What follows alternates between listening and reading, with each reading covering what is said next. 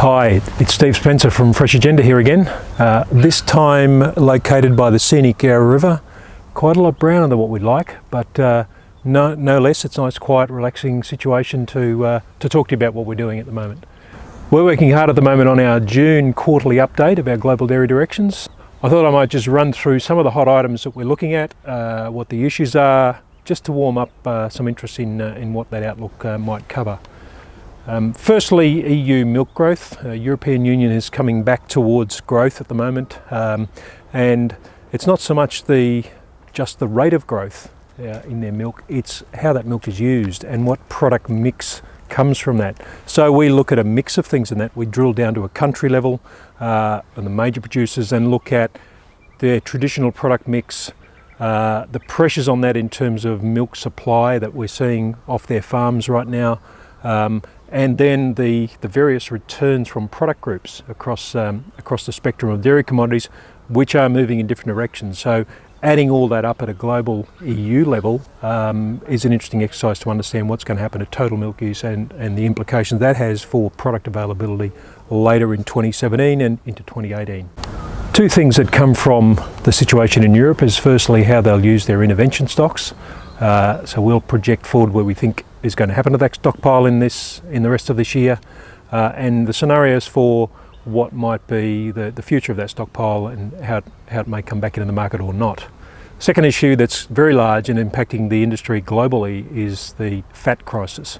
A chronic shortage of butterfat, which has driven prices to extreme levels in all parts of the industry globally, and we look at how that might unravel.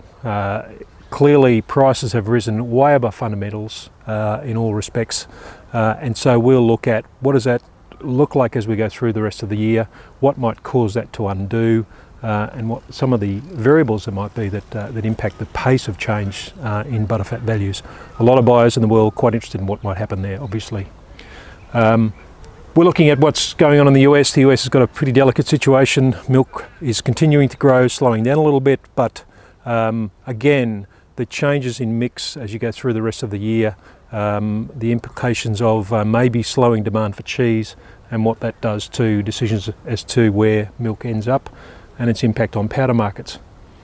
The other big variable right now is how fast New Zealand might grow. We're expecting production, and everyone's expecting production to come back in spring 2017. Just how much milk, just what's the implication for that change or that growth in milk on global supply and demand of milk powders. So our process adds up the effect of those big issues and others, and the changes we see going forward in milk production, domestic demand in big exporters, the changes in expected milk and product availability, and on the demand side, what's expected in terms of how buyers might respond to different pricing scenarios.